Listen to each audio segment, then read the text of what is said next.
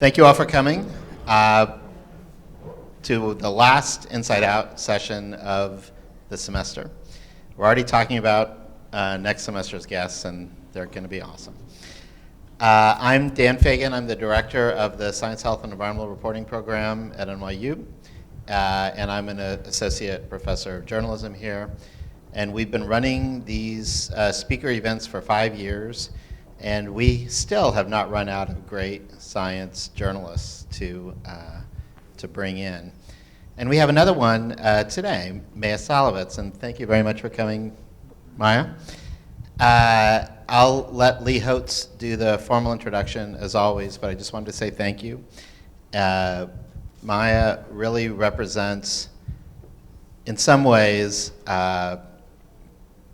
a new kind of journalism, even though she has her roots in traditional journalism. And what she's doing is really very relevant to what many of you all may wind up doing after you leave here. So it's quite relevant, and it's great that she's here today. So with that, I will turn it over to Lee Hotz of the Wall Street Journal, distinguished writer in residence here at the Carter Institute of Journalism. Lee, thank you very much. Thank you, Dan. Thank you very much. And thank all of you for joining us here at Inside Out on an evening. I mean, my gosh, President Obama is in town tying up traffic uptown. They're lighting the Christmas tree at Rockefeller Center, and here we are, hopefully to make some interesting seasonal sparks of our own. But particularly, I know it's the end of the semester. I know that there are term papers and exams looming, so I'm very happy to have you all with us this evening. So Inside Out, so those of you who have been with us before, you know this is an evening where we sit down for a conversation about science journalism with someone who is considered among the best practitioners in our craft in the country today. We zero in on their work. The emphasis is on craft and what goes into making these pieces so stellar. And this fall in particular, we've tried to focus on issues of story choice and point of view, and in particular voice. You know, we had Robert Krulwich from NPR come in and talk about the joy of curiosity and his intellectual affinity for certain kinds of things. We had ProPublica's Bram Lustgarten talk about his muted but passionate investigative outrage that animates his work. And in our last session, author and physics crochet artist Margaret Wertheim talked about how she's moved by the aesthetics of physics in her storytelling. Tonight we're joined by Maia Szalavitz, Time magazine blogger. She does the Healthland blog for Time, and a prolific author. She's written 5 books and is in the middle of a 6th. As we speak, so I'm happy that she's taking a break from her labor. And we're going to talk about using her work with her help. We're going to talk about signature style, about writing with a pronounced political point of view, and about the balancing act of what she likes to call voicey journalism, blogging, and in particular about the art and craft of collaboration. Now, I want to emphasize that this is a conversation we're having here this evening, not a lecture or a monologue. So the wine and cheese are free, but there's a hidden tariff, and that's your participation. We would like you to interrupt with your questions as it moves you, and hopefully get us going on some interesting and creative digressions. So Maia is a neuroscience journalist who, by her own labeling, is obsessed with addiction, love, evidence-based living, empathy, fertility, and as she says, pretty much everything related to the brain and behavior. As I mentioned, she writes the Heartland blog for Time magazine. She's a prolific freelancer. It's written for the New York Times, the Washington Post, for Elle, for the New Scientist, Newsweek, Redbook, Scientific American Mind, Mother Jones, Reason, American Prospect. She's a regular contributor to the Huffington Post and to 60-Second Science, the Scientific American. And she is also a senior fellow at stats.org, which is a media watchdog group run out of George Mason University that takes both science and science writers to task over issues, proper use of statistics. We all take different paths into our craft. Some of us come to this through graduate school. Some of us have a calling. We love astronomy. When we're young, we're marveled by something having to do with biology. But it's often the case that our life experience very much shapes our work, shapes our coverage areas. And I think that it's always interesting to know people's origin stories. And so it's important to know that Maia's work, and I should take this digression here to show you two of her books, The Boy Who Was Raised as a Dog, stories from a child psychiatrist notebook, which she wrote in collaboration with Bruce Perry, who's a very distinguished neurobiologist and psychologist. Lost Boy, the story of the one man's exile from a polygamous cult and the brave journey to reclaim his life, which she wrote in collaboration with Brent Jeffs, the lost boy in question. Much of her work focuses on issues of addiction. And Maia comes to this as an ex-addict. Yes. And I wonder if you'd tell us a little bit about how you came into journalism and how you found your calling as a medical policy writer. I mean, you were attending Columbia. I know you ended up graduating from Brooklyn College. Tell us about that. Sure. Well, I would not recommend shooting drugs for a few years as a career path, but that's basically what happened. In high school, I was obsessed with becoming the next Walter Cronkite, actually. I produced, wrote, and anchored my own cable series and was in a gifted and talented program and was sort of utterly miserable underneath, and eventually found that drugs could sort of heal my social pain where success wasn't succeeding at doing that. I sort of had this misguided idea as a teenager that if I got really successful, then maybe people would like me. And so that didn't seem to work, even though I got published in 17 and was doing all, interviewing all these famous journalists and doing all this stuff. People just thought I was a snob. So then I thought, okay, let me try drugs. This seems to be a tried and true path. I remember drug education saying peer pressure is going to make you do drugs, so this must be a cool thing to do. Also I read the electric Kool-Aid acid test and thought, wow, that sounds good. And I reread it recently and was sort of, this is Tom Wolfe's famous new journalism book. I reread it recently and I was like, wow, that sounds awful. Why did I think that sounded good? But anyway, I really was sort of lost. And so by the time I got to Columbia, I was using cocaine a bit, and I was really intimidated by the class pressures there, which I sort of hadn't really faced before. I was kind of your basic middle class kid, and all of a sudden there's all these prep school people who have tons of money, and I'm broke. And I just thought, wow, I could sell cocaine, and then my people would like me. I would have something to bring to the party. I would have some for myself, and this class and money problem would be sort of solved. And I do not recommend this.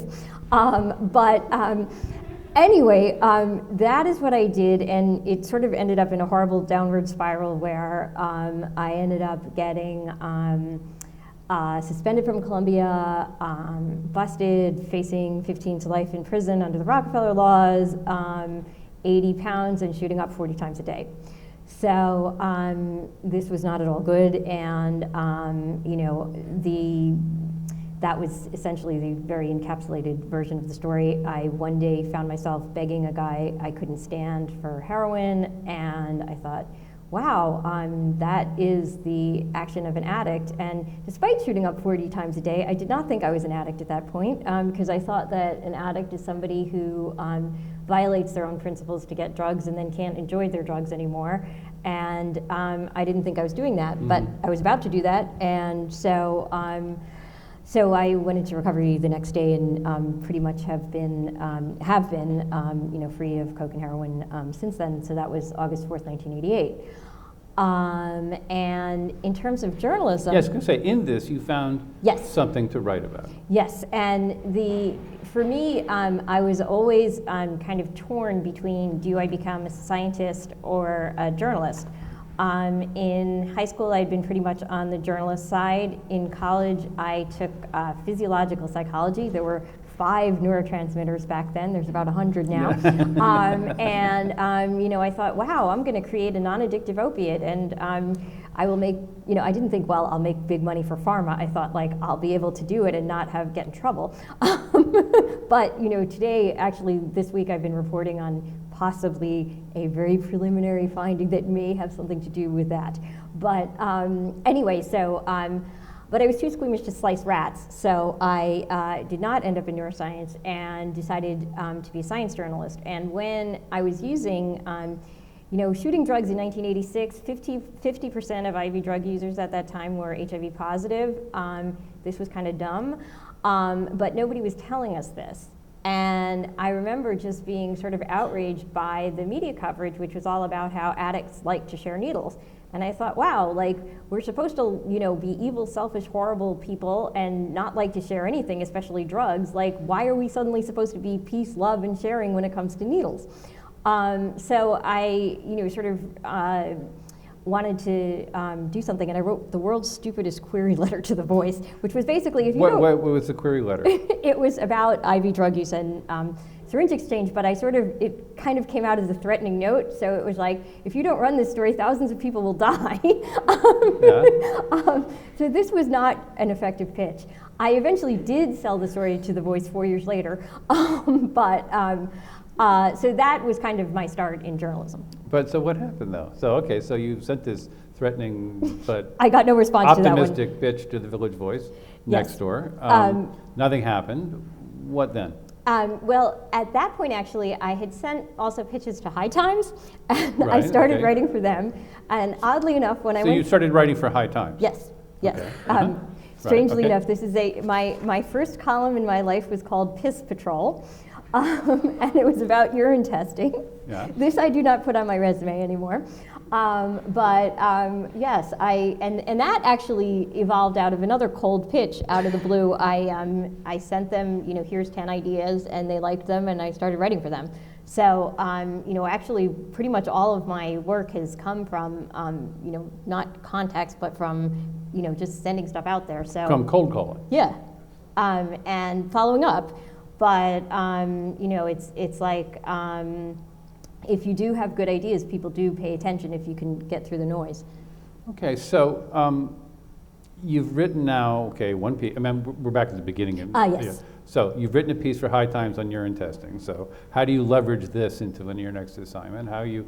Right, well, this was a column. I did a few pieces first. Okay. And then they assigned me this column, so this is a monthly column. Mm-hmm. And I had to do basically about, what's your company's urine testing policy, and So the whole column was focused on drug yes, testing? yes, I it was see. Okay. yes, that was why it was called Piss Patrol. I see, And okay. so anyway, that I did that and started writing for them pretty regularly, and then I went into rehab, and when I did, oddly enough, I paid for the halfway house that I went to after the rehab with a paycheck from High Times, which was rather amusing all around. So after that, I had left school and I went back to school, and I went to Brooklyn instead of Columbia, both for financial and for sort of emotional reasons, because I didn't want to sort of deal with all the cues related to the drugs and stuff like that back there. And so the good thing I discovered was, at Columbia, you can really only take journalism graduate. At least that was the case then. But not all the professors, but a lot of the top professors at the graduate school at Columbia taught undergraduate journalism at Brooklyn. So I got, the benefit of that for a lot less money. Mm-hmm. But you had the experience of, I think when we were talking earlier, you were telling me sort of experiencing one set of things about rehab on the street, and then kind of getting another set in actual rehabilitation programs, and that kind of angered you and moved you to want to write about it? Yes. Both from a corrective Yes. standpoint. This is like your debunking. Yes, this is where it all started, Yeah. because basically I was taught one set of myths about drugs on the street, another set in rehab, and another set from the media. And until I started actually studying the science, I really didn't know what I was talking about and thought I did. So I wrote an op-ed for Newsday that I am still repenting for, about how evil methadone is and how bad it is and wrong and it doesn't work. And I completely ignored the data. And so when I began to study the research, I began to realize I learned, in a very visceral way about these things that you kind of learn about in a classroom, like sampling bias. Like, one of the reasons people think methadone doesn't work is because methadone retains just about everybody who starts. So in a drug-free rehab, you will get, 70% of people, the people who are failing will drop out and they won't be visible and you can't find them to interview. But at a methadone program, the 70% of people who are failing are right there every day, and they're the ones that hang out. And the 30% who are doing well are going to dodge you and not talk to you because it's so stigmatized because of that other 70%. So there's sampling bias right there for you, you sort of can learn about all the ways that research can go wrong by looking at the drug research, unfortunately. Yeah, so you're pursuing drugs now as a professional interest, as a journalist. You wrote a little bit for The Voice. Yes. Wrote for Newsday, and then you were telling me that then you worked for Charlie Rose, for Bill Yes. Moyers. How did that happen? This is a kind of funny story too, actually. So it was 90. I mean, you're scrambling. Yeah. I mean, I was trying to survive as a freelance writer, and I couldn't. It was a recession, not as bad as this one, but it was pretty bad. And so I'm looking for a full-time job, basically, and I see this ad in The Voice for a host of a television show. Now, mind you, I had not done any hosting since that high school thing, but I just sort of had this intuition, oh, well, you may as well apply for this thing. So I applied, and I was one of like 200 people that got interviewed, and I really hit it off with the people who were going to be producing this thing. Then they decided to scrap that idea, hire Charlie Rose, and those people became his executive producers. And so since he was actually very picky about the people he was hiring at the top, they sort of desperately needed people, and they liked me, and so from day one, I got hired, and I ended up booking people on a New York television show with no experience. And how did you invent yourself? How did you do that? Well, I just I took instructions from the senior producer, from the these executive producers, and I just how did I do this? I came up with ideas, and Charlie would say yes or no, and then I would try to book them and either succeed or not succeed. Okay. And I mean, it was a daily show, so I mean, the hilarious thing was the first day we were on the air, we didn't have a guest till like a few hours before we went on, and then the executive producer begged somebody. It was quite a high wire act for the first year, because it was local for the first year, and it was kind of hard to get people, and so we had to be kind of creative. It wasn't like now, if you pick up the phone and say I'm from Charlie Rose, people will beg you to get on, but like back then it was not like that. Lee, there's a question. Yeah, where?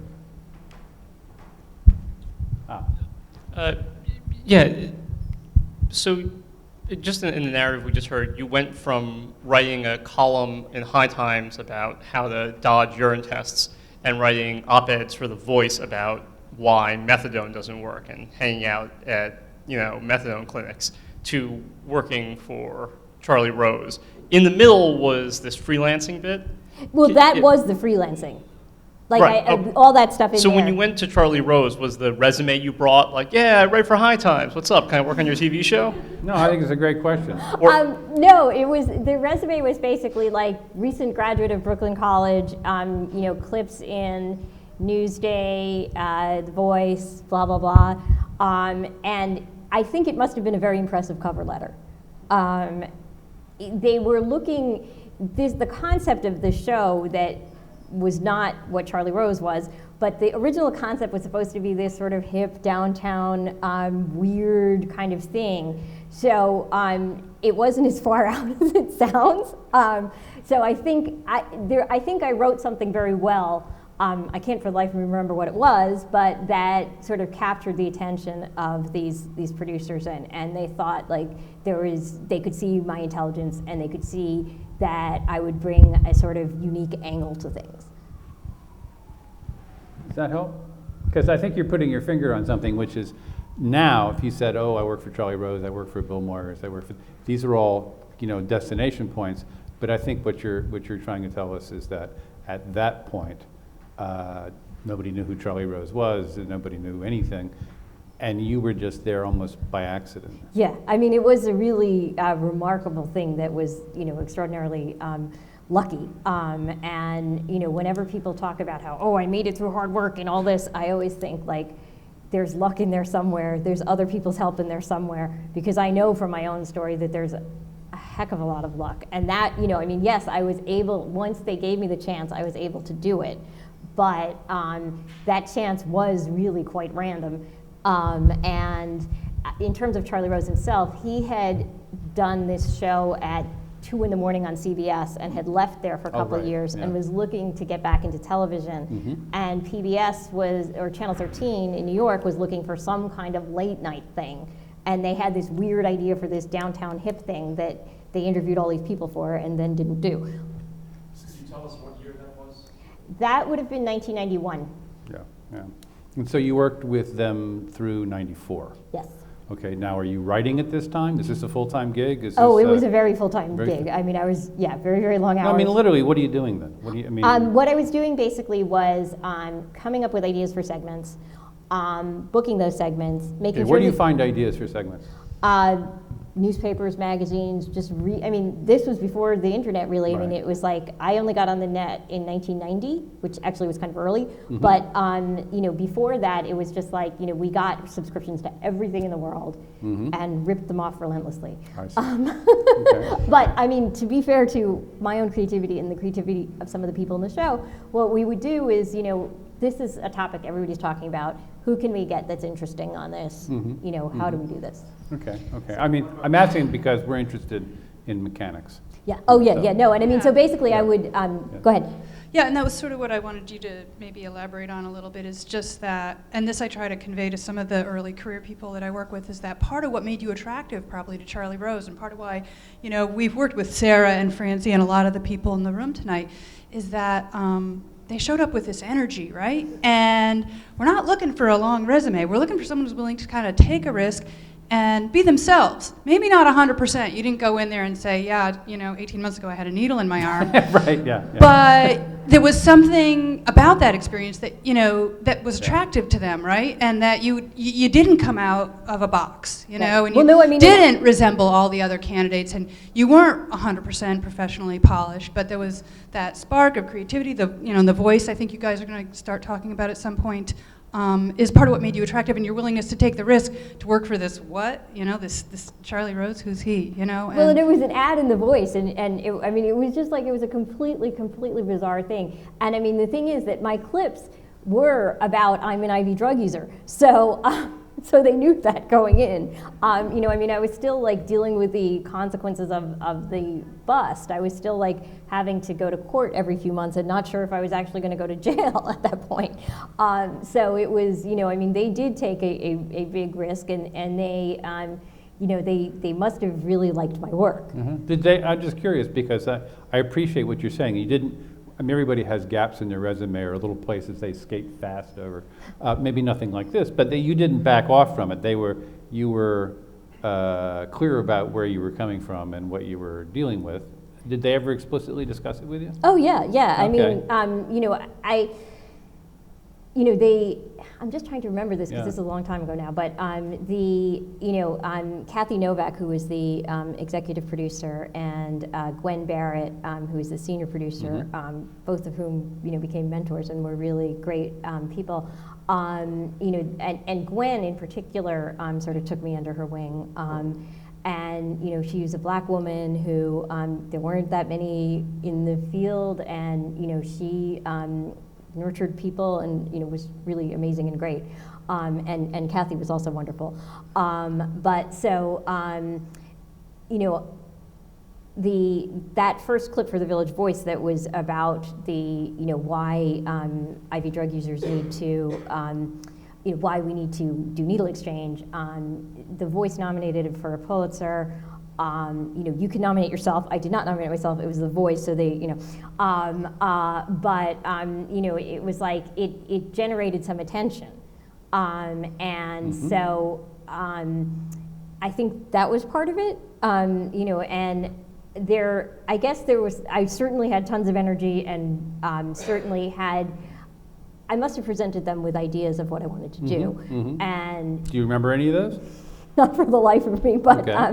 But I mean, very early on, we did really cool stuff on Charlie Rose, and it was like we were able to put people on there that would never be on there today, and with Gwen's guidance, I was very sort of conscious of making sure to have enough women, enough minorities, because all those shows are like all white men all the time. And when you actually bring in a diversity of voices, you get a much better show. It wasn't just like, oh, we need to do this to check off some boxes. It was like, I soon realized that like these voices need to be heard in the mainstream media. They're not.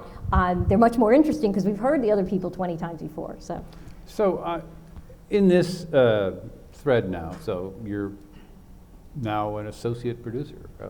And you're a generalist, but I get the impression you're also doing a lot of health.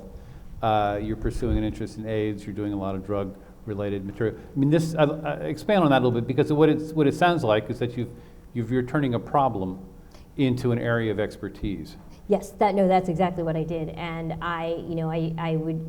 we did a whole special hour on drugs, which I booked. Joe Califano was a real jerk to me. And he's the head of the National Center on Addiction and Substance Abuse, which I like to call the National Center on Abusive Statistics. And or the National Center for the Confusion of Correlation and Cause, because they do all these studies like family dinners make you, make your kids less likely to do drugs. What they leave out of that is who's having family dinners, not the alcoholic parents who are neglectful and are not, there for their kids.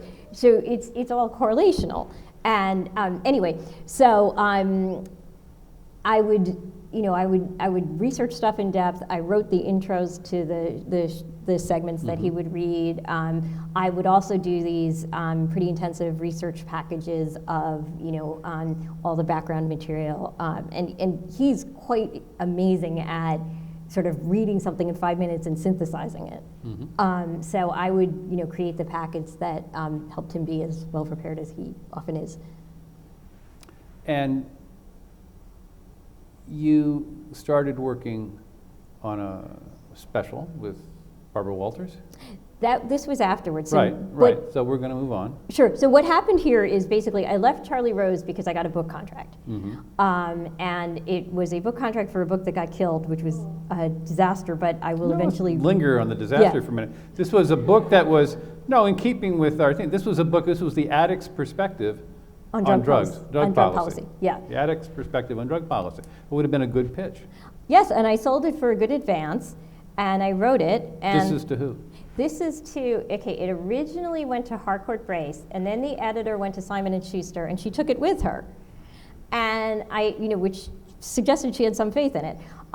So I did, hundreds of interviews. I went around the world. I spent all the money, and I was like in debt, expecting the second half of the advance.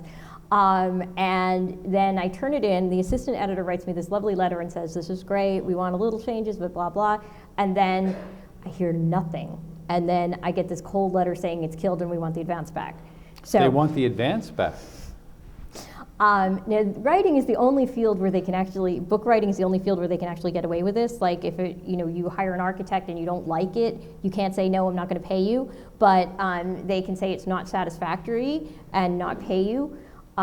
Joan Collins actually won an amazing victory for writers in terms of that not being the case. But anyway, that's a digression. Anyway, so I was really, really depressed. Oh yeah, Noelle, when I was saying for a sec, I didn't realize this. So there Yeah. you've got a part of a manuscript. Yeah. You've done most of your research. Yeah, I've got a whole manuscript, the whole all of book. your research, you've spent your Yeah, advance. yeah. And you get sucker punched. Yeah, so I was like, I mean, it was the worst thing in my life. And, you know, I mean, it's like, I never thought I would be able to survive something like that. And I did not relapse.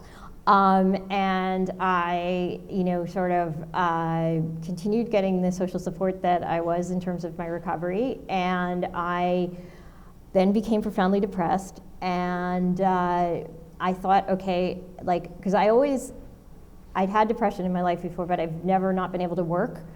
And I was finding that I just couldn't do anything. So I thought, okay, well, you're having this structureless life at home, maybe you need to get a job. That was how I got the Barbara Walters AIDS job. You have these strange runs of luck.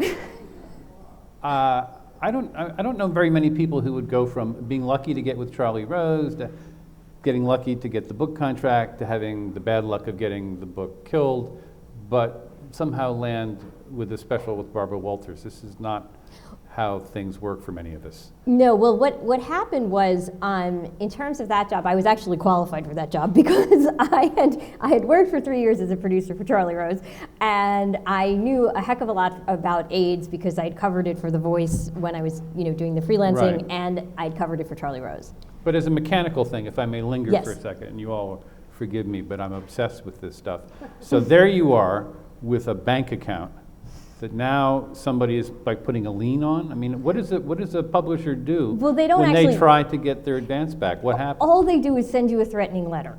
They don't actually try to get their money back because they know it's useless. But they just scare the hell out of you. I mean, these days, to be fair, or not to be fair, I have heard that recently, since the crash, some publishers have actually tried to sue people and get their advances back. But at that time, they basically wrote a letter, and if you were stupid enough to pay, then they got their money, and if not, they didn't. I later learned from the agent I got after I fired the other agent that I should have actually been paid the second half because I had the letter from the publisher that said it was good.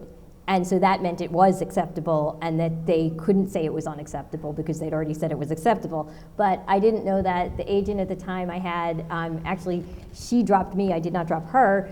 And so, yeah, so I was really depressed. I went to work on the Barbara Walters AIDS special, and I was still depressed. And I remember, like, this was a horrible thing. I went into work one day and I just couldn't stop crying. And so I told the woman who was the producer, I said, look, I think I need to go get help because I think I'm depressed. And she's like, well, don't bring it to work. Now, I don't remember this stupid woman's name. I would kind of, you know, obviously I'm not a vengeful person because I can't even remember her name, but it was awful and one should never do that and one should never treat people like that in the workplace. And anyway, I got antidepressants, I got better. I finished that job. I got a new agent. I sold the Recovery Options book. First book, which is? Yes. And that is called Recovery Options, the Complete Guide. And it is, I got asked to do that. I was on this email list, which was a supposedly academic and scholarly discussion about addictions. But which was actually sort of a free-for-all where everybody would fight 12 steps are bad, no, they're wonderful. The research says this, no, it says that. It was actually a really amazing graduate education in addiction stuff because there were some serious big researchers on there and they would engage with crazy people who would say, you know, shit that was, excuse my language, that was completely not based on data, and they would tell you, no, this is what the data says. And they would give you the citations. And anyway, so this guy at UPenn, Joe Volpicelli, was impressed with my arguments on there, and we ended up collaborating to do Recovery Options. And I got a new agent, and we sold that. And so that was my first book. So, and it was also your first collaboration. Yes. Okay, so you know, a lot of us, we get interested in particular aspect of science or medicine, and then we sort of branch out because the nature of the market is to make us generalize. Yes. I get the impression that's not the case with you. you have turned your experience, your life experience, into an area of expertise, and now you've turned it into a portfolio. Yeah. And if I can ask you a little bit now about collaboration. Yes. Because you've collaborated, well, there are 5 books out, 1 book in the works. I think 4 of them have. 4 or 5 are collaborations? Yeah, it's 5 out of 6. 5 out of 6, okay. So that's a lot of, Yeah. some with the same person, a repeat offender. Yes. But mostly unique. So when you enter into a collaboration the first time, I mean, how did it work? Were you the senior partner? Is there a senior partner? Did you sit down and have a kind of cautionary discussion about who gets editorial say, who gets 60%, whose file? I mean, how did that work? Basically, Maya's rule of collaborations is they shouldn't be equal.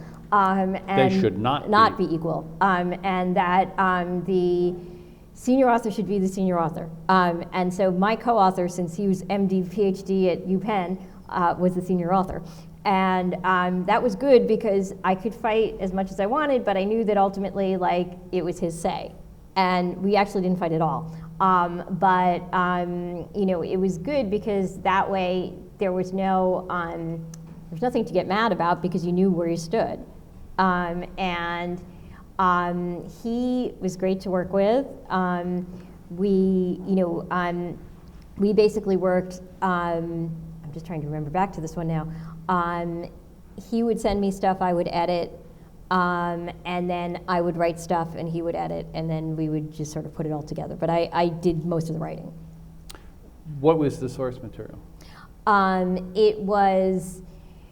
bastardized some of it from my, or cannibalized is the better word, from my prior research from the other book. Okay. Because I'd done all these interviews with addicts anyway. And so we kind of he had the doctor's perspective and I had the patient's perspective, and so we had that. And I just, structured it, based on the modalities of treatment.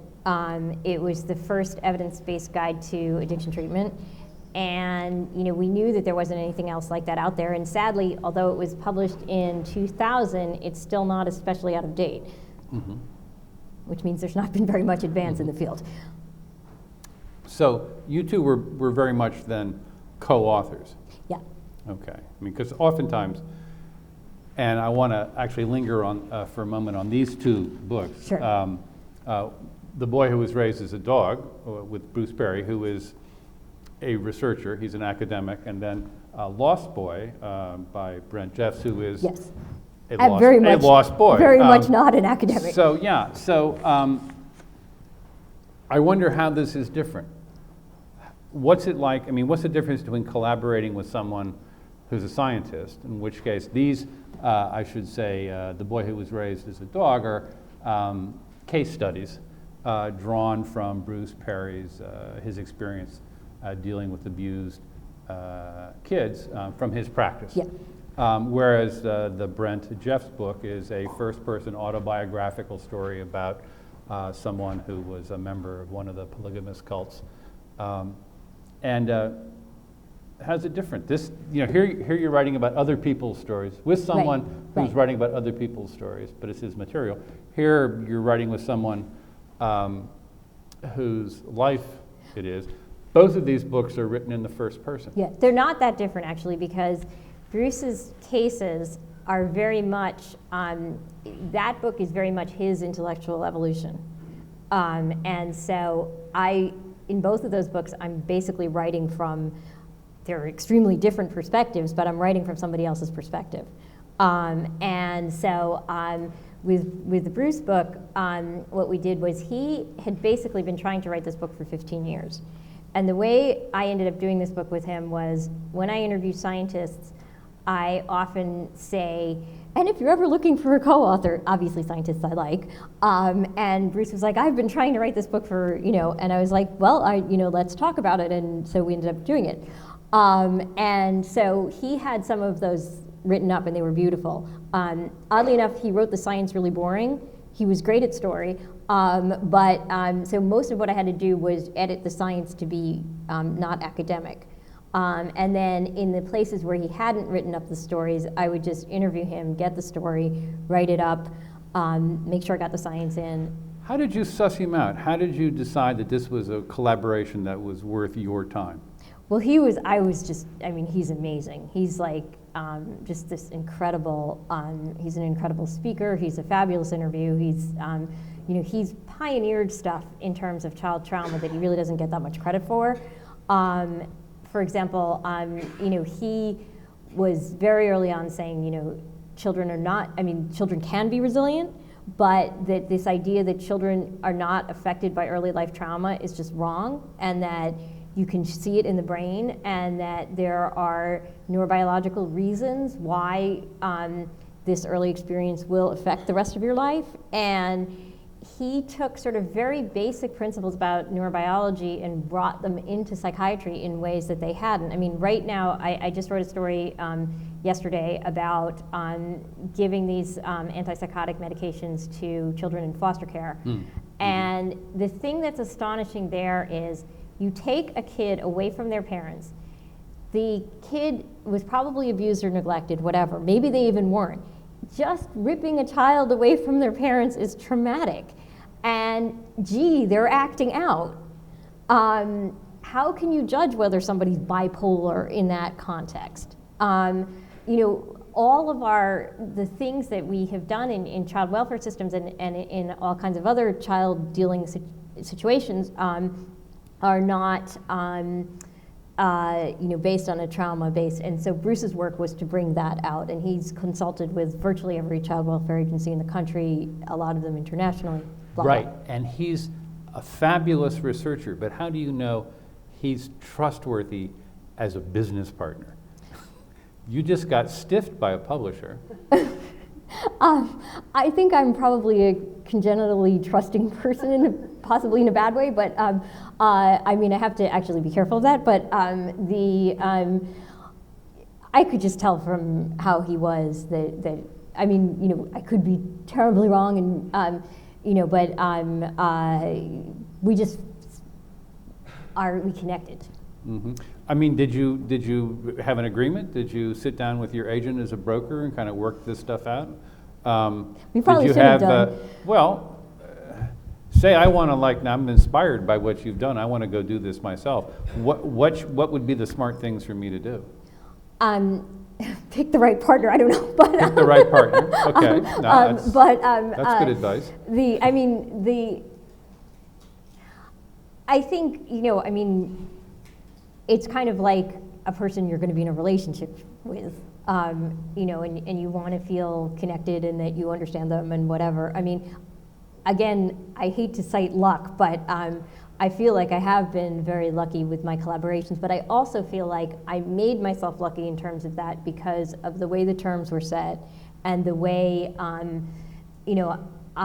think I'm pretty good at, with Brent, he was really traumatized.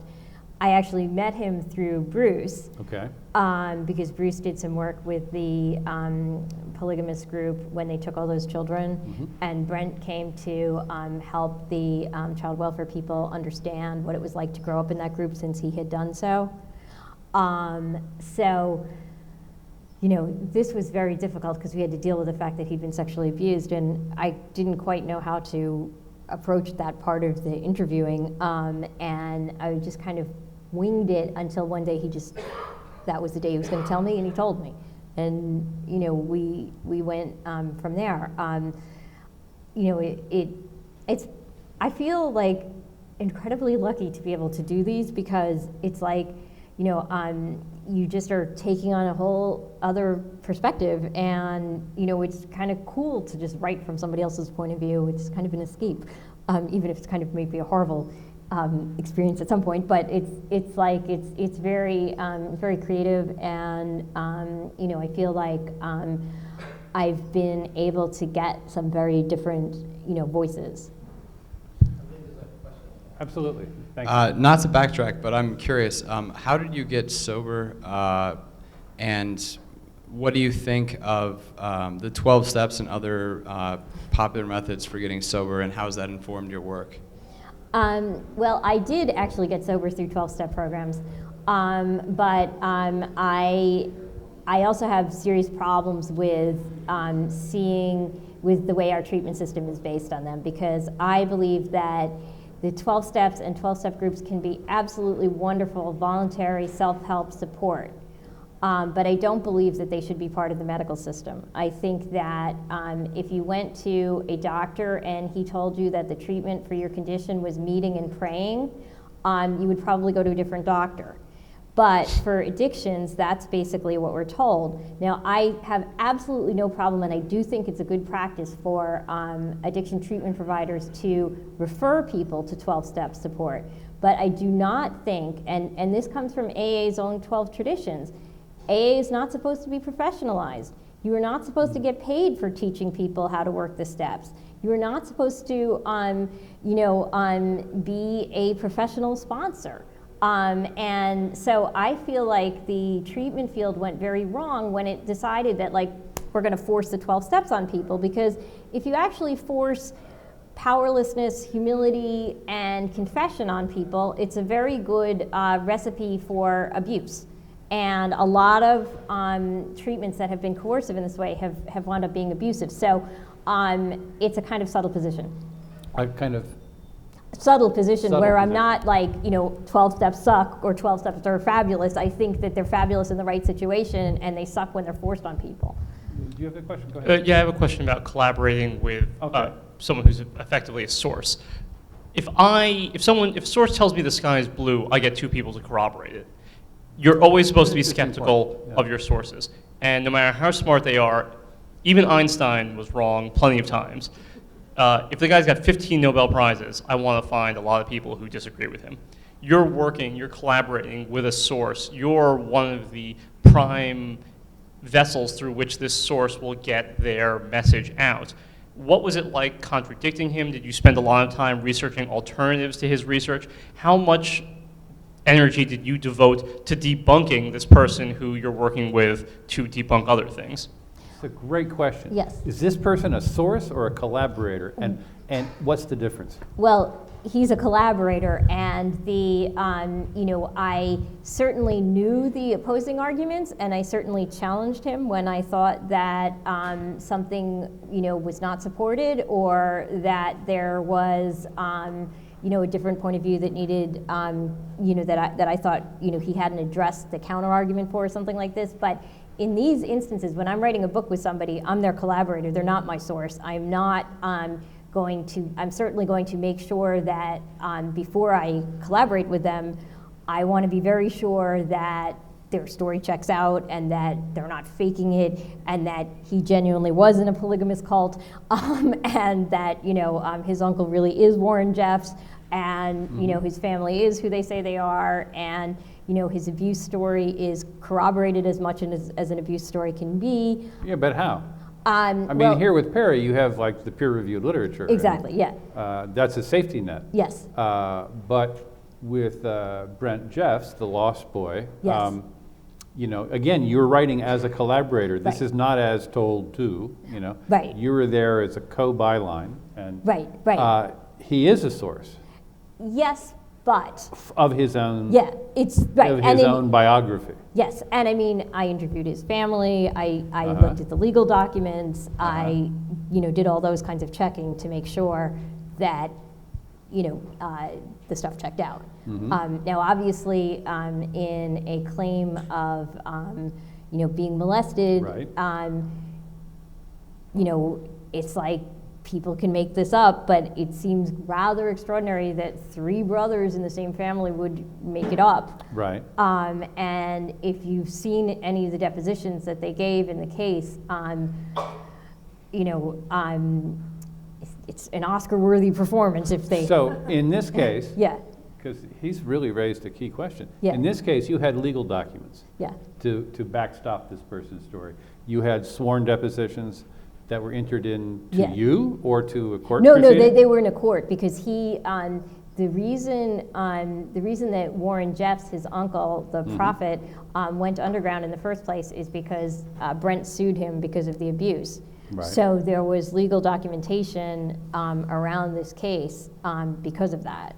So I mean, it's like if there hadn't been that kind of corroboration, I would have been far less comfortable. You know, might not have done it. Now, in these book projects now, given your first experience, is there anything you're doing differently contractually to ensure that you don't, you know, wake up with an empty Christmas stocking? I mean, there really isn't much an author can do, unfortunately, the way these contracts are. I mean, I have a good agent now. I have an agent that if, you know, God forbid they were to kill my book, which I pray they're not doing, you know, would fight for me and would be on my side and would not abandon me. But unfortunately, you know, authors' contracts are just written horribly, and there really isn't that much you can do. They're big corporations, and you're not. Hi. This might be jumping the gun on the whatever arc you're creating here, but I'm curious because you obviously have very strong opinions about a lot of these things and backed up by research. But Yeah. when you mentioned in the intro, like you're vocal about sort of what you think and you have opinions. Do you feel that as a woman in journalism, that's harder to do? Do you have to back that up more strongly? Do you get criticism more than you think your male colleagues do in that kind of thing? And how do you deal with that? It's very odd because I know that something like only 20% of op-eds are submitted by women, and that women have generally shied away from opinion journalism, and there certainly is this tendency to, amongst women and particularly academics, to be like, well, I'm not really sure, you know, like, let's qualify this, and you know, in a kind of way that does not work at all for an op-ed. So I don't know why I didn't fall prey to that. I think part of it was just that I was so angry, and just that nobody else was saying this. So I felt, I mean, I think my father was a Holocaust survivor, and I was kind of raised in this kind of social justice tradition. So I kind of felt that if you see something wrong, you should speak out about it. So maybe that was what, but I know that I remember distinctly at one point, you know, sort of reading op-eds and seeing these sort of male voices that were like very strong about, I know this, and, you know, being like, how can you do that, you know? But then I got angry enough to do it, basically. And I don't know if that, you know, I guess, yeah, I was sort of, a friend of mine runs a project called the Op-Ed Project, which I recommend to all women and minorities particularly, because it's about getting these voices into the debate. And one of the things that she does in this seminar is she has people talk about their own expertise, and there are these enormously qualified women who are like, you know, college presidents in the room, and they'll say, oh, well, I kind of had this job at this university, and it's just like, it's stunning. Like, so she sort of teaches you not to undermine your own authority like that, and to really, you know, own it. And I mean, I feel like one of the problems that we have in our current political debate is that a lot of, you know, academia and science is about uncertainty and is about the fact that, well, we might not be right, we only know statistically on the 95% confidence interval, blah, blah, blah, blah, blah. Well, okay, that's true, and we need to qualify things, and it's good not to overstate your case. But if the other side is going to be completely making it up, I think you need to make sure that the voice of what the preponderance of the evidence says is stated pretty clearly. Now, I want to pursue just for a second what the issue she's brought up, because I think it's interesting. All of your collaborations, if I'm, correct me if I'm wrong, but all your collaborators are men, and all your collaborators are writing in the first person, and it's not you. Now, I don't know you well, but I know you well enough to know that you are very strong-minded, and that you have a very strong sense of what you think about things, and you have an insistence on saying it. So how can you stifle yourself It's kind of and fun. write in someone else's voice? It's kind of fun to be someone different for a while. And I didn't like deliberately choose male collaborators. Like, I mean, this is Well, I just, don't make too big a deal out of it, it's. Is there a technique? I mean, is there a trick? Is there a... I mean, you know, the funny thing is, You put on a pair of glasses when you write and then pretend to be somebody else? it's funny because, okay, so the other book that I did with Dr. Perry is a book about empathy. Right. And that more than addiction is probably the theme that runs through my work. Mm-hmm. And sort of taking different perspectives and trying to be sure that underrepresented perspectives are seen, and to try to understand things from a different way. And so one of the ways of doing that really is to kind of, you know, literally put yourself in somebody else's shoes and you know, imagine what it's like to be there, and you know, then you write it based on what they tell you. You try to feel, you know, what they must have been feeling, and you show it to them. And if you got it wrong, they'll tell you, and you fix it.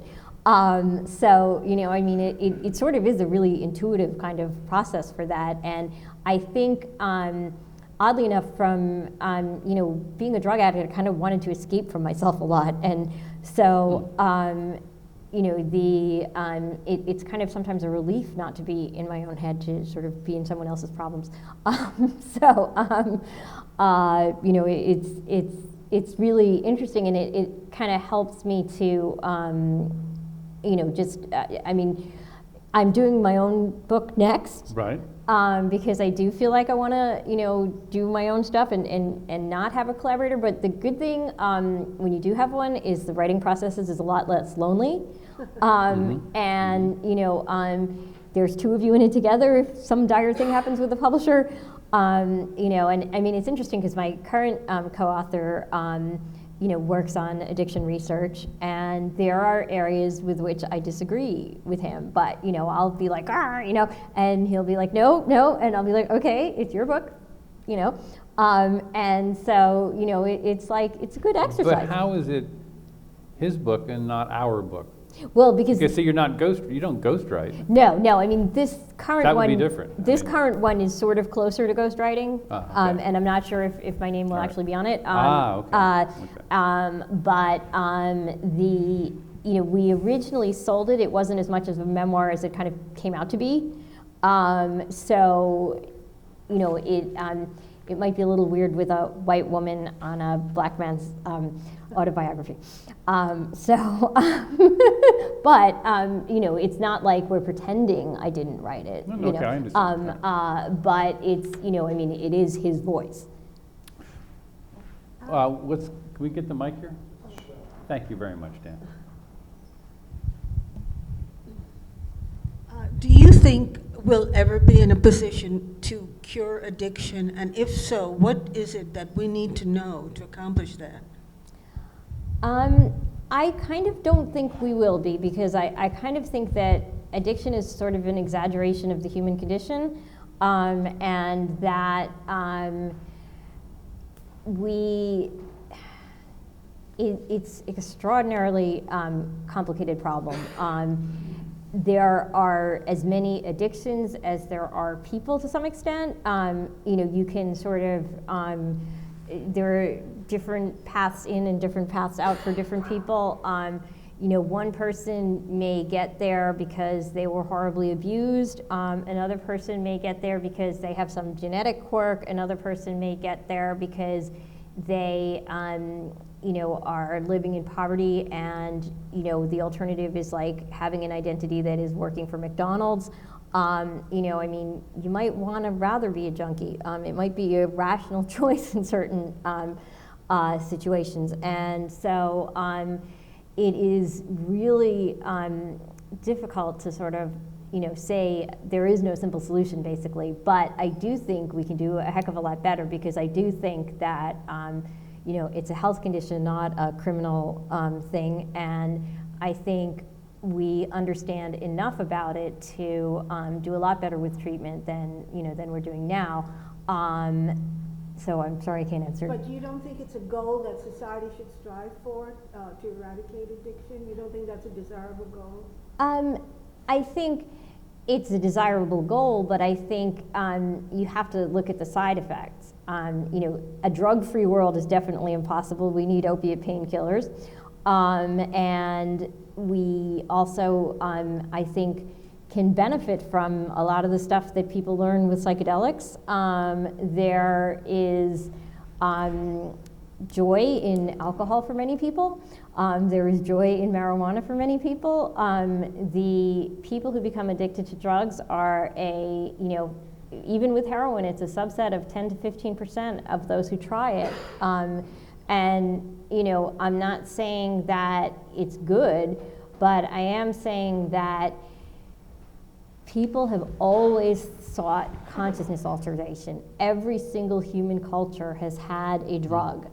Even the, I think it's the Chukchi people of the northern Arctic, where they have to drink reindeer piss to get high, do so. There's no alcohol there. They have these mushrooms that the reindeers eat, and it's better to.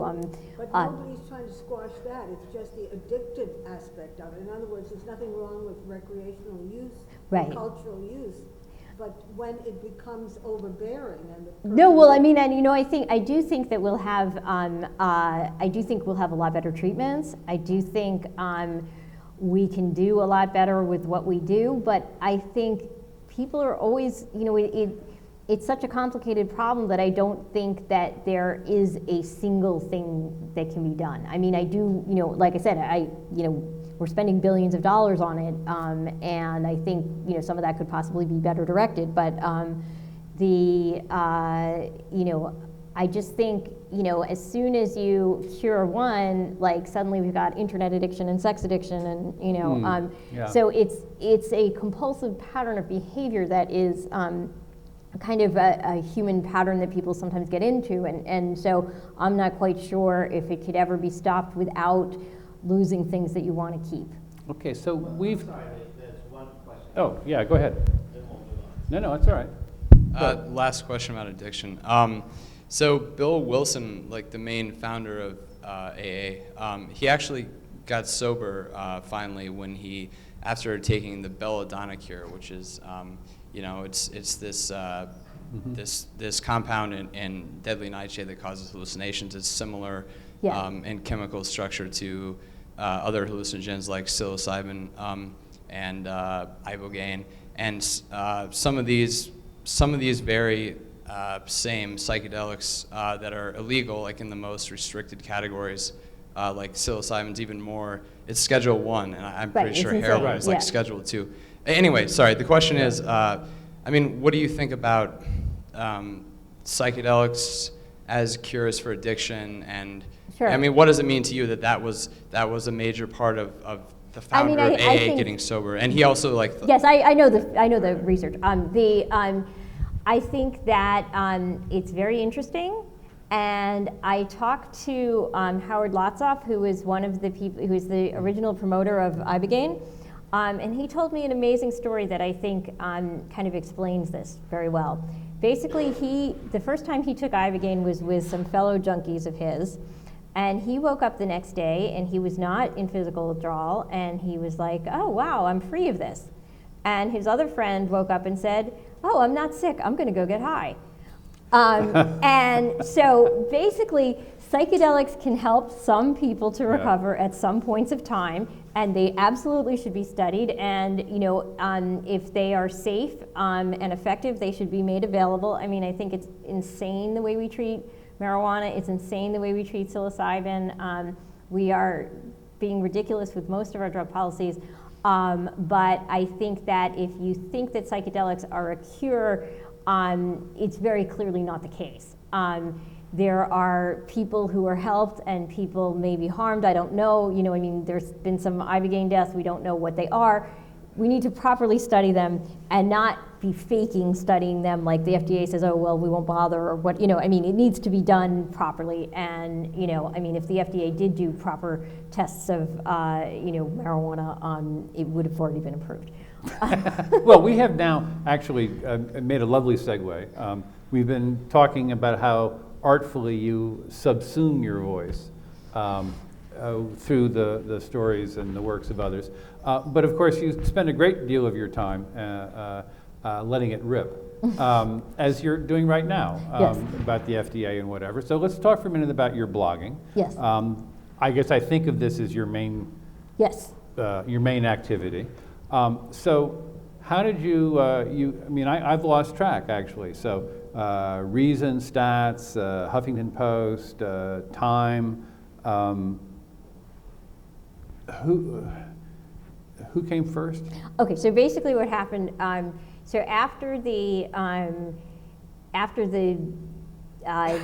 book killing disaster, I and my other, I sort of bounced about doing this book, The Boy Who Raises a Dog, and in between doing all this freelance stuff, the stats stuff at that point,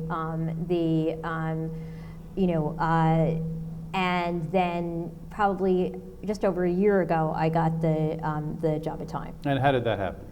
I had been freelancing for the health section, and they wanted to expand it, and so they asked me to. So how does it work? I mean, a lot of magazines, The Atlantic, others, Wired, they have these sort of stables of bloggers. It's unclear, you know, is it paid? Is it not paid? No, it's definitely paid. Are there quotas as well? But under what circumstances? You're not. Yes. Are you on staff? No, I am not on staff. Do you staff. get benefits? I do not get benefits. You're not on staff. You don't get benefits.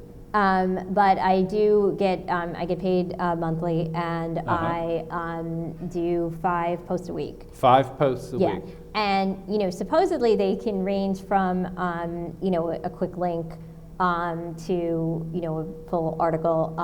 It's kind of up to me. I'm overly conscientious, and I do probably more than I should, but I don't like to have my name on stuff that I am not happy So with. for you then, a post is what, 800 words, 1,000 words?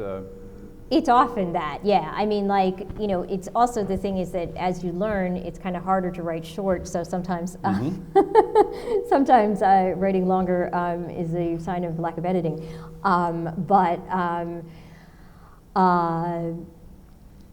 No, go on. Yeah, so, but I tend to do, what I've decided to do with my 5 posts, I started a thing that I call mind reading, where I do an author interview, and so I'll do, like, you know, Steven Pinker, or you know, it's very cool. I get to talk to all these people, Oliver Sacks, and, you know, do a nice hour-long interview with them, and you know, write it up as a Q&A. So I do about once a week. So that, you know, takes up one of my posts. I do probably 1 opinion piece a week, where I just, you know, like, I think today, did it go up today? I can't remember. Yes, it went up today. I did a piece today about how, you know, why did Michael Jackson's doctor get 4 years when some of these doctors who were prescribing pain killers to legitimate patients who conned them got 30 years. So I was kind of like, what's up with that, you know? And you know, why is it, you know? And it's down to our, you know, insane drug policy, basically, because we see the painkiller providers who get conned as like evil pushers trying to make money. Now, sometimes that may be what they are, but a lot of times doctors practicing medicine who are just compassionate get fooled by addicts. And why is that the doctor's fault? Why do we want doctors acting as policemen? Why do we want doctors not to believe us when we say we're in pain? Okay, so you do one as a Yes, kind of I do, Q&A. yes, and I do one kind of as opinion one thing, as a yes. shoot from the hip. Exactly, I'm gonna let yeah. you have. So now, whose idea is this? It's how much online. adult supervision do you have? I have an editor who reads everything. Right. And she edits. Right, but is she structuring this? I mean, No, I kind of made it up as I went along. Like she was very happy to have, these sort of regular features that I wanted to do, it sort of made me comfortable with having to do so much work, like making up ways of structuring it and segmenting it. Then sometimes I'll just do, here's an interesting thing, that the Times did, and here's a little bit of another angle on that. And then so you acknowledge the existence of other media. Absolutely. I mean, I quote extensively from people and I link them, and if I get an idea from somewhere and I remember where I got it from, I will, hat tip them. I get a lot of stuff on Twitter, and, so I will, I'll save the stuff from Twitter onto Delicious, which is a linking site, and you can just put all your links on there. And so then when I save it, I note who I got it from, and will then, and then I get tons of stuff because I get all the press releases from the journals. And if there's interesting studies, I'll, interview the authors and try to get comment. And sometimes I will only get one source, but such is life because I have to do 5 things a week. Now, this is 5 things a week while you're working on a book, and you're also freelancing other pieces. No, I'm not anymore. No? Actually, no, I do one other thing. Can you live on a blog? It's a part-time salary. I could almost live. It's good. It's okay. For this economy, it's amazing. I also do, I do a weekly column for this addiction magazine called The Fix, if I ever remember to write it. But I do get paid for that, and I do eventually write them. So you got a column. Yes. The 5 blog posts a week, and a book in manuscript. Right. Well, this is insane, and I intend for my next book to have a much longer deadline. What's your deadline on this book? Well, it's got to be done by the end of the year, and we're almost done. It is close to the end of the Yes, year. yes. True. We have all of the basically all of the chapters are written except for like a half of one that needs to be fixed, and I'm just doing the edits on them, so we're close. Now, one of the things that you do that most medical journalists, most science journalists don't do, you are willing to have a political and policy opinions, and you are willing to travel with people professionally who have very strong ideological points of view. And I'm thinking of your work with stats. Right. I'm thinking of your work with reason. Right. I'm thinking of your work with, is it the American Perspective? I forget. American Prospect. Thank Yeah. you. Sorry. Yeah, Mother Jones. I mean, Yes. yeah. Well, no, but it's funny. We're Yeah. less uncomfortable with Mother Jones. I mean, I don't know why that is, although it's obviously as lefty as you can get. That somehow falls under an investigative, writing social justice stuff. Yeah. But what I'm wondering about is, A, whether this is an expression of your politics, because I'm just curious. Right. But 2, what does this do in terms of your marketability? Because in the end, that's what Right. we are doing. I don't mean that cynically. Right, I mean, no, I know we're what you trying to mean. work. So I this mean- this becomes part of your voice. It becomes part of your baggage. Right. I mean, I have really tried to just, I obviously have not gone to Wall Street and made a ton of money. And I have not really planned my career in a clear way to maximize my profitability or image. I have really tried to write the stories I want to write and get the stuff that I care about out there. And I have basically,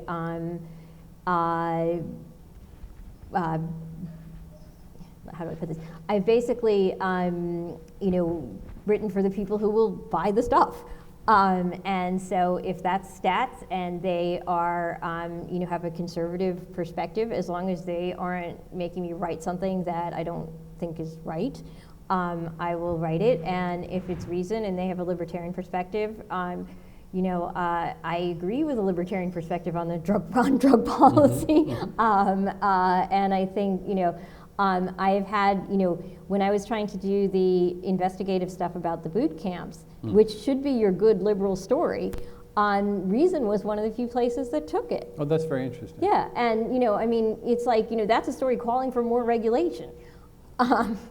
It's a very it's not always predictable.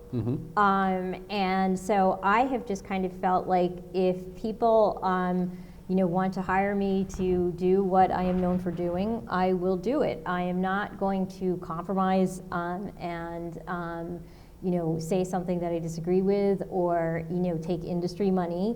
I presume actually the tobacco companies have asked me once. Have they? Yes, because I did a piece about, there was the Public Library of Science, it's an open access journal.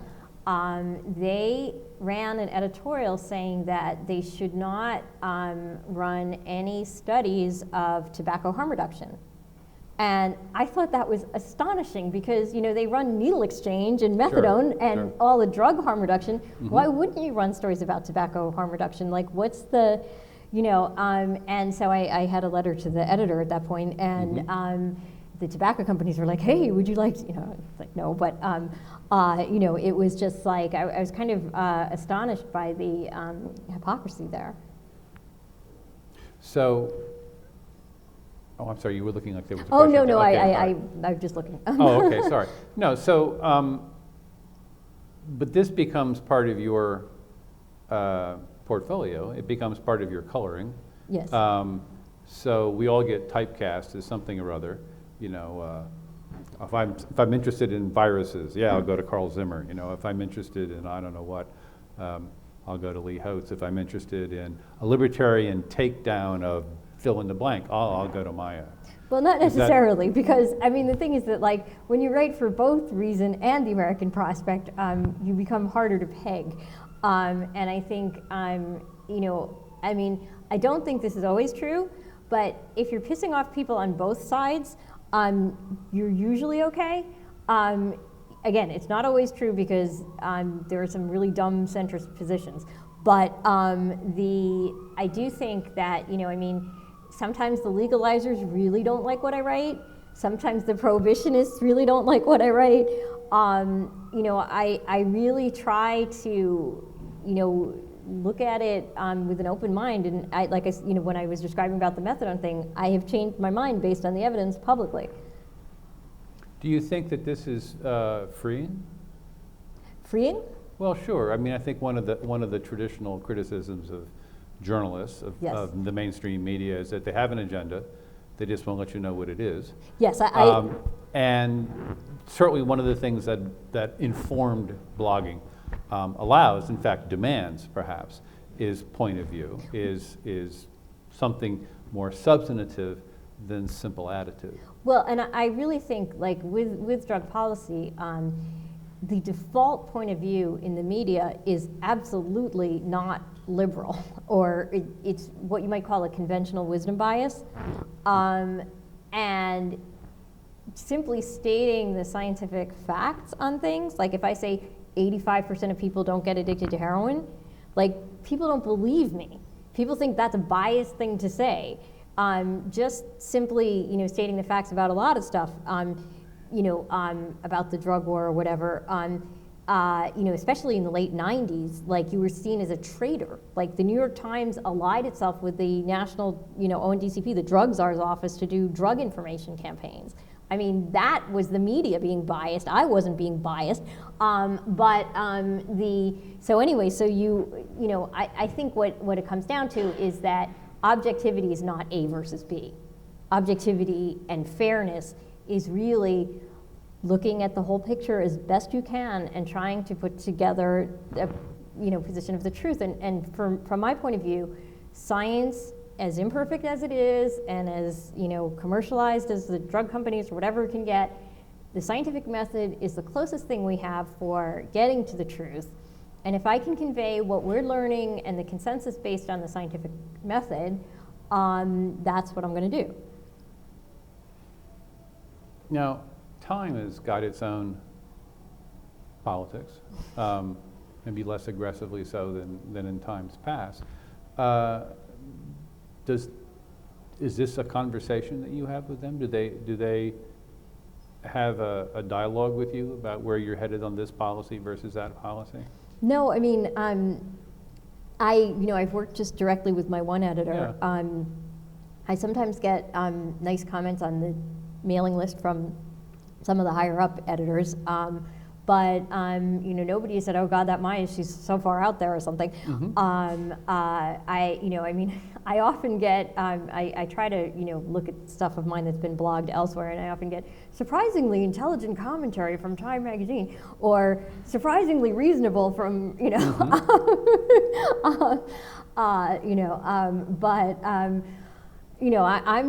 I'm just trying to do, the best I can to get as close as I can to, conveying, what I think is right. Mm-hmm. If I were trying to start now, Right. and I didn't have your luck, and I didn't meet Charlie Rose, what would you counsel? I mean, there's several things I would say. It really is good to have a specialty. Like celebrity reporting, just about anybody can do. Neuroscience reporting, a lot harder. If you can do that, you sort of narrowed your competition dramatically. So now I don't think go out and shoot up so that you can know a lot about addiction. But I do think Makes for a good backstory, though. Well, yes, and that's I don't know. There you are. But I think so the more you can have a specialty, the better. But I have a specialty and a generalization. So, I started kind of narrowly addiction, and then neuroscience is huge. So it gets larger than that.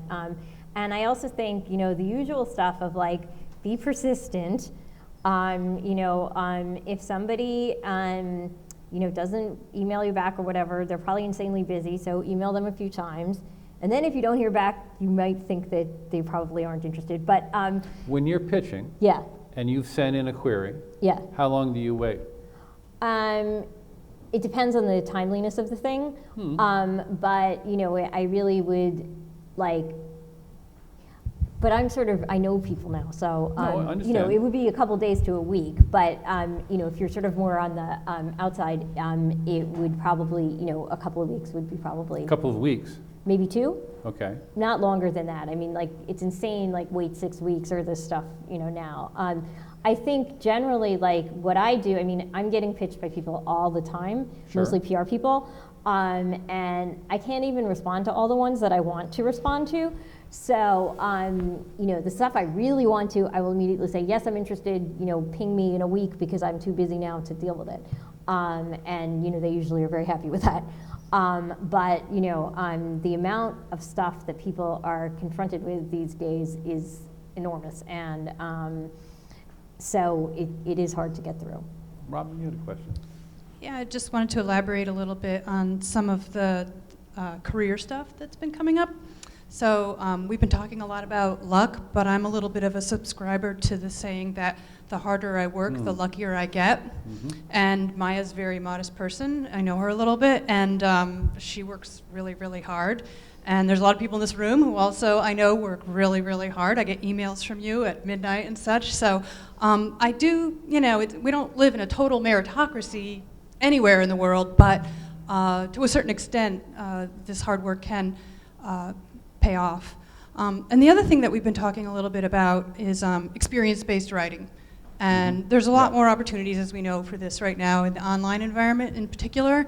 But one of the pieces I think that won either a Science and Society or I forget which award it was, or a Kavli, or one of the big writing pieces that came out of the Times, and it was a writer writing about her father and his experience with, I believe, dementia. Right? Was that it? And I'm forgetting what it was. Some aging. There was one with a beautiful memoir, medical piece that won the AAAS award about a pacemaker. Excuse me. Right. Yes. Thank Yes. you. I couldn't remember the Yes. details. Yes. And I also wanted to do a shout out to a piece that Rose Eveleth wrote for us at Scientific American, and it actually went live today and is doing, getting a lot of pass around and a lot of mention. And this had a it's not the same as addiction, but it had a genesis based in experience. And because of her, and I'm just outing Rose now because she's written about this, I'm not actually outing her, but she came up to us at a news meeting and said, I saw, a new finding that questions the kind of thinking that is going on in research and medicine about the intelligence of people with autism. And I'm thinking about writing about that. And then she did this great early career thing where she said, and full disclosure, FYI, 2 of my brothers have autism, and so maybe I shouldn't write about this. And we said, no, that's exactly why we want you to write about this, and would you be willing to discuss some of your experiences with them and talk about how that bears on these findings? And she did a really marvelous job with that, and honestly, I mean, it's today, so I'm always really proud or frustrated by what I've just worked on most recently sometimes, and I didn't do hardly any editing or directing of this piece at all, but I was overseeing it as it progressed. And I have to say, I think it's one of the strongest pieces that we've had from an intern in years, and I'm really proud that we have Rose working with us right now, and I'm sure that'll be temporary because she's going on to great things. But it's and I just really see a value for writing from experience right now, in a way that's grounded in evidence and research. Well, and that's something, we're part of what we're trying to do here in journalism is portray reality, or get as close to it as we can. And sometimes our own experience helps to forward a story that is also data-driven. Well, I think it gives an authority, actually, too. Yeah, I mean, and I feel like this, this is a particular issue in addictions because a lot of people, get into recovery and think that because they got into recovery, they're experts on addiction. And that is not true. And so I think when you are aware of both the evidence and your own experience, those are the best stories because those are really fully informed. Then you can know sort of where your own biases are, and you can also know, what the data says, because a lot of times what journalists do is they sort of come up with an anecdote and then look for data to support it.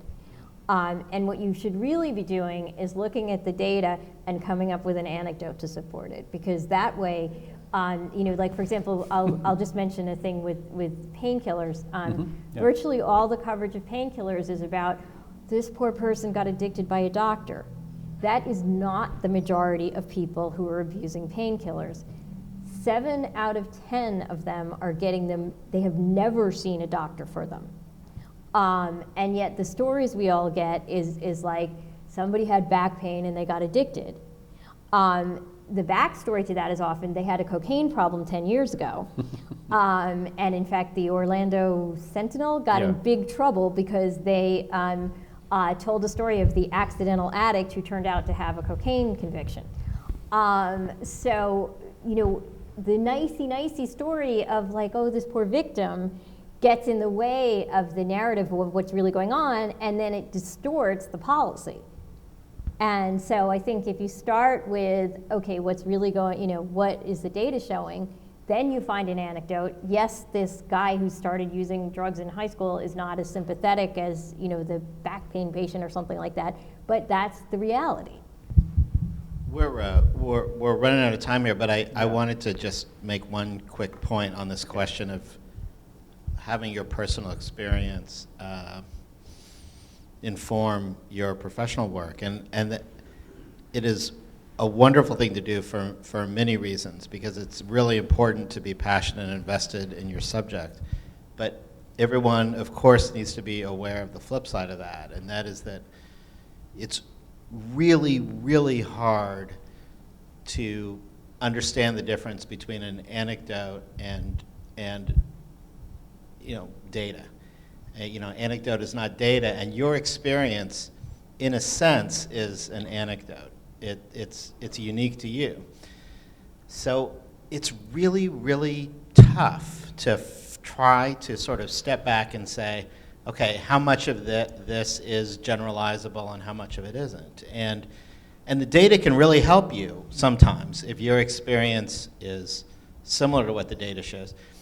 If your experience is different than what the data shows, then you have to ask yourself sort of a series of hard questions, both about your experience and about the data.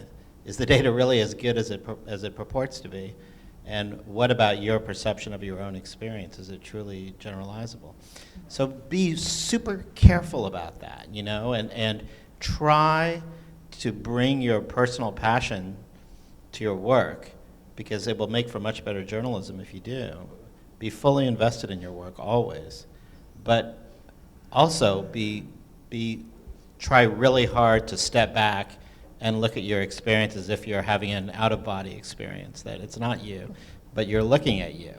And, you know, what can you really say about yourself and your experience if you're not you doing the writing? It's really hard to do, and I'm really concerned about the sort of mania for experiential reporting, especially done by non-reporters, that is, you know, really leading to some fundamentally misleading information being out there. Well, my experience is contrary to this, so therefore it must be true, and everybody else must be wrong. Yeah. We have to be super careful about that. I think what we ought to extract from this, and I think what Maya is saying is it's not the anecdote of experience, but rather it's the particular passion and above average intense interest in a topic that arises from your personal experience that will in fact make you a better reporter of that topic. But in the end, what you are is a reporter.